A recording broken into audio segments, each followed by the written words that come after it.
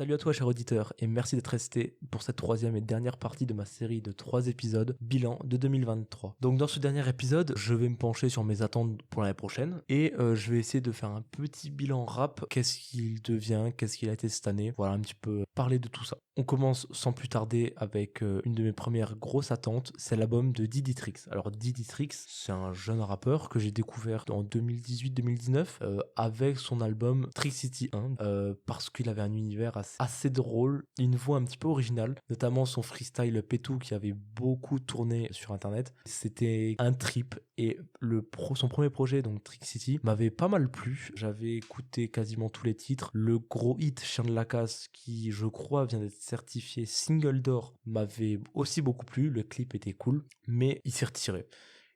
Ça fait 3 ans qu'il est beaucoup moins actif. Il y a fait quelques feats, quelques singles solo, notamment le single Thor avec Louvresval en 2020 qui est excellent. Et depuis, plus rien, quoi. Donc j'attends beaucoup de son second album. Je pense que il peut, grâce à ça, un petit peu renouveler ce qu'il fait, se recréer un public. Et j'espère que ce sera très bon. Bon, cette attente, j'en ai déjà parlé plusieurs fois, mais c'est promis, c'est la dernière fois que j'en parle. F430 avec un album studio qui devrait arriver courant 2024. On n'a pas de date, on n'a pas le nom, mais ce dont je suis sûr, c'est que ce sera un très très bon album. De toute façon, quand j'ai vu ce qu'ils ont proposé avec Street Quality 2, qui est dans le premier épisode de cette série, dans les meilleurs albums, je m'attends que à du bon. Ils ont l'air de travailler très fort sur cet album, donc je pense que ça va être quelque chose de bien. Il y aura peut-être un univers autour, un storytelling, on verra bien, je me laisse guider. Par contre, une échéance qui est beaucoup plus proche, c'est le deuxième vrai album studio de Solalune, ou S-Solalune, L'Enfant de la Pluie, qui donc arrive dans quelques semaines, début décembre. J'en attends aussi beaucoup parce que Solalune, c'est un rappeur que j'ai découvert courant 2023, que j'ai découvert trop tard en fait. J'avais écouté Fissure de Vie à l'été 2022, un petit peu après qu'il soit sorti, et à vrai dire, j'avais pas accroché. Et là, on m'a fait réécouter. Et je me suis vraiment pris à son univers. J'ai kiffé ce côté planant, ces paroles qui parfois veulent pas dire grand chose ou qui peuvent être interprétées poétiquement, tout cet univers. Ça m'a parlé et donc j'attends beaucoup de son deuxième album, surtout que j'ai l'impression qu'il a pris en maturité et qu'il va revenir avec quelque chose de plus travaillé. Une autre track dont j'ai déjà parlé, que j'ai déjà évoqué dans mon top 2023, c'est l'album Cité d'Or de Ornette La Frappe. Pareil comme pour F430, on n'a pas de date, mais on sait que ça devrait sortir en 2024.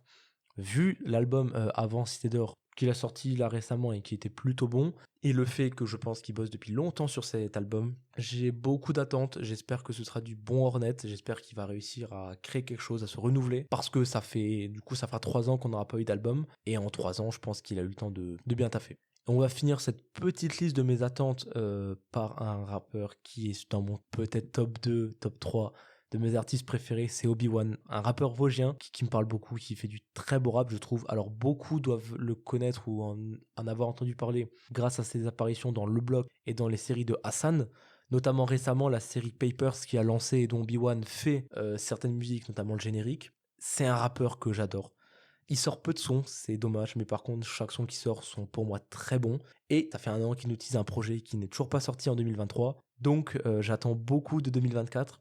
J'espère que ce sera son année et j'espère qu'il réussira à garder cette qualité, à garder vraiment ce qu'il fait, son univers, tout ça dans cet album, parce que ça pourrait être clairement un des tracks de l'année. Notamment, Obi-Wan n'est pas extrêmement connu, donc ça pourrait lui permettre une belle mise en avant. Donc voilà, cette petite liste est finie. Pourquoi il y a si peu d'attentes? Alors déjà parce que on n'a pas énormément d'échéances qui sont sûres pour l'année prochaine. Alors à part les 5 là, bien sûr, qui sont des gars que j'aime, globalement on n'a pas beaucoup de tracks pour 2024. Il y a peu de rappeurs qui se sont déjà positionnés sur je vais sortir ci, je vais sortir ça. Donc voilà, c'est une année qui va se révéler un petit peu courant. C'est sûr que le rap est aussi en pleine évolution. On a une new wave avec des rappeurs comme voilà La Fève, Solalune, qui proposent un univers à part entière, des styles différents comme la Jersey qui est en train de s'imposer, avec des rappeurs comme Kershak, Favé. C'est un rap qui change. Qu'est-ce que va nous réserver l'avenir? Personne ne peut le savoir, je pense.